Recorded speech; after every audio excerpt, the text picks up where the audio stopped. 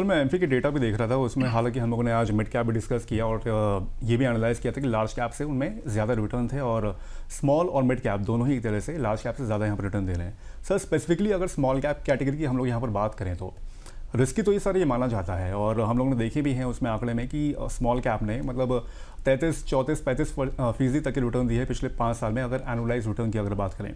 Sir ऐसे माहौल में अगर हम लोग देखें जब बाजार तेज़ी से बढ़ रहे हैं यहाँ पर इस कैटेगरी में, सर क्या लग रहा है कि आगे रिटर्न की उम्मीद बढ़ेगी? क्योंकि हालांकि स्मॉल कैप सबसे ज़्यादा वॉलेटाइल होते हैं, यू नेवर नो कि आगे कैसे क्या रिटर्न और कितना बड़ा फॉल इसमें आ जाए। अभिषेक जी, मेरे को लगता है कि मार्केट में करेक्शंस के हर बार आपको नए रीजंस मिलते हैं। जैसे अगर आप देखें तो 2008 में जब मार्केट में क्राइसिस आया तो रीजन था सब प्राइम क्राइसिस, जिसे हम सब लोग जानते हैं कि मार्केट में एक फाइनेंशियल मार्केट में बहुत बड़ा झटका आया था, जिसकी वजह से 2008 में मार्केट में क्रैश आया। फिर आईटी बबल आया, 2012 के अंदर मार्केट गिरा। फिर आपने देखा 2020 के अंदर कोविड की वजह से मार्केट गिरा। अभी रिसेंट में जब मार्केट गिरा है तो ट्रम्प्स के नए रेगुलेशंस के बाद, उनके अपॉइंटमेंट के बाद जो उन्होंने नए डिसीजंस लिए उसकी वजह से मार्केट गिरा। बीच में इराक और ईरान की फाइट चल रही थी, उसकी वजह से मार्केट गिरा। हर बार गिरने के रीजंस नए होंगे, हर बार गिरावट का परसेंटेज अलग होगा। अगर आप कॉशियस रहना चाहते हैं तो अपनी स्मॉल कैप का एलोकेशंस कम कर सकते हैं, और जब मार्केट पूरी तरह गिर जाए 20, 25, 30%, तब आप अपना एलोकेशंस इंक्रीज अपनी स्मॉल कैप कैटेगरी में इंक्रीज कर लीजिए। लेकिन मार्केट से डर के दूर रहें कि कह रहा है पैसे का नुकसान हो जाएगा, मुझे लगता है वो शायद एक सही तरीका कभी भी नहीं होगा। अल्टीमेटली अगर आपको पैसा अच्छा बनाना है तो आपको मार्केट में टिके रहना पड़ेगा। अगर आपको सेफ्टी चाहिए तो शायद डेट फंड्स या बैंक एफडीज ज्यादा बेहतर होंगी विकल्प, अगर जिन इन्वेस्टर्स को रिस्क नहीं लेना है तो। ठीक है सर। चलिए, बहुत सारे दर्शक हैं जिन्होंने सवाल भेजने शुरू कर दिए हैं। एक हमारे व्यूअर हैं शाकिब, उनका सवाल लेते हैं। और शाकिब ने, मुझे लगता है जो सवाल भेजा है वो एकदम सही डे पर भेजा है, क्योंकि विपिन सर हैं, तमाम चीज़ों की नॉलेज है, इंटरनेशनल मार्केट की भी पूरी नॉलेज रखते हैं। सर शाकिब जी कह रहे हैं कि क्या ये सही टाइम है अगर उन्हें मोतीलाल नैस्डैक 100 ETF में इन्वेस्टमेंट करनी है, डाइवर्सिफिकेशन के लिहाज से उसमें इन्वेस्ट करना चाहते हैं, वो भी लॉन्ग टर्म के लिए? बिल्कुल दिव्या, कर सकते हैं, बिकॉज हम दो ही बड़ी मार्केट्स देखते हैं, या तो इंडिया, चाइना, या फिर यूएस। और यूएस की काफ़ी सारी कंपनियों में बहुत अच्छा पोटेंशियल इसलिए भी देखा गया है बिकॉज वो एक ग्लोबल लीडर्स हैं हर कैटेगरी में। आप चाहे गूगल ले लीजिए, अल्फाबेट ले लीजिए, एनवीडिया ले लीजिए, कोई भी कंपनी ले लीजिए। तो आप नेस्डेक में अगर इन्वेस्टमेंट कर रहे हैं डाइवर्सिफिकेशन के लिए एक अच्छा विकल्प है, बिकॉज अभी शायद आपको ईटीएफ में ही वो ऑप्शन मिल पाएगा, बिकॉज फंड्स ओपन नहीं होंगे शायद यूएस के कोई भी इन्वेस्ट करने के लिए, क्योंकि एज पर आरबीआई गाइडलाइन एक $700 बिलियन का कैप है इन्वेस्टमेंट का, कि अगर उससे एक्सीड नहीं कर सकते हैं इंडिया के मार्केट में इन्वेस्टमेंट। लेकिन अगर ईटीएफ में ऑप्शंस अवेलेबल हैं, आप जरूर इन्वेस्ट करिए, लेकिन एलोकेशन का परसेंटेज जरूर ध्यान रखिए, ओवरवेट मत होइए।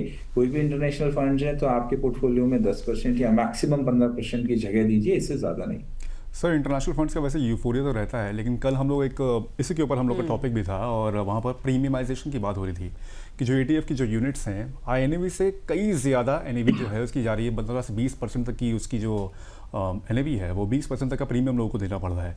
ऐसी सिचुएशन को सर आप क्या देखते हैं कि मतलब इसमें अभी निवेश करना चाहिए या फिर रुक जाना, क्योंकि अल्टीमेटली जब गिरेगा मार्केट तो उसमें काफ़ी नुकसान होने के चांसेस रहेंगे उसमें? एक सर उसमें ये भी व्यू था कि क्या कहते हैं, क्योंकि यहाँ पर इंडिया में थोड़ी रेस्ट्रिक्शंस हैं कि एक परसेंटेज है जहाँ तक इन्वेस्ट करा जा सकता है ग्लोबल मार्केट्स में, और उसके बाद इन्वेस्टमेंट नहीं हो सकता है। तो चाहे म्यूचुअल फंड इन्वेस्टर्स हों, फंड मैनेजर्स हों, वो भी आपका पैसा जो है, अगर आप इस नज़रिए से पैसा डाल रहे हैं कि आपको इंटरनेशनल मार्केट का एक्सपोजर मिलेगा, लेकिन इतना तो वहाँ पे अलाउड ही नहीं है इन्वेस्ट करना, तो फिर आपको उतना फ़ायदा नहीं मिल रहा है।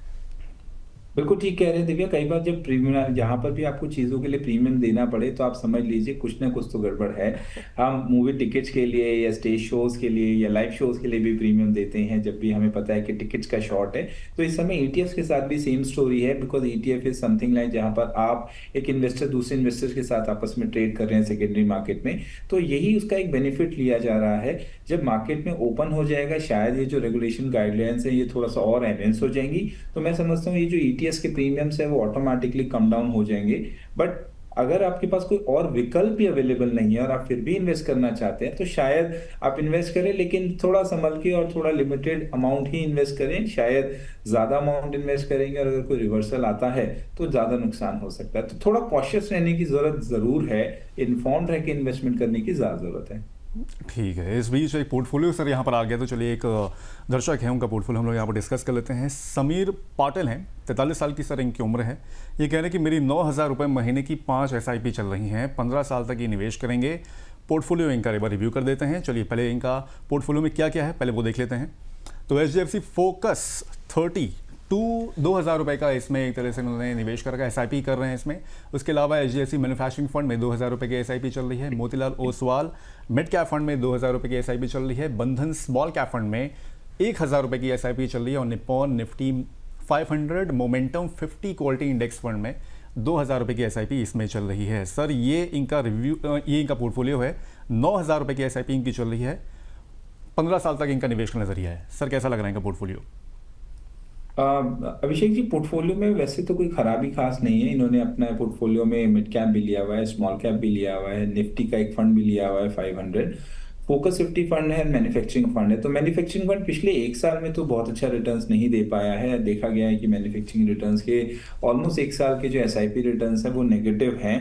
आने वाले टाइम में वो डेफिनेटली एक अच्छा रिटर्न दे सकता है। हमने पिछली बार बात करी थी कि हमारे पोर्टफोलियो में एक फ्लैक्सी कैप फंड जरूर हो या एक मल्टी एसेट या गोल्ड एंड सिल्वर का फंड हो तो ज्यादा बेहतर है। तो मैं समझता हूँ अपने पोर्टफोलियो में अगर एक मल्टी एसेट फंड ऐड कर लें या अपने पोर्टफोलियो में फ्लैक्सी कैप फंड ऐड कर लें, जो हमने पिछली बार बात करी थी, पराग पारिक का फ्लैक्सी कैप है जो कि कुछ पार्ट इंटरनेशनल मार्केट में भी इन्वेस्ट करता है, वो अगर अपने फंड्स को रिप्लेस कर ले मैन्युफैक्चरिंग से तो उनके पोर्टफोलियो में जो स्पेस खाली है कैटेगरी ऑफ फंड्स का वो डेफिनेटली फिल हो जाएगा।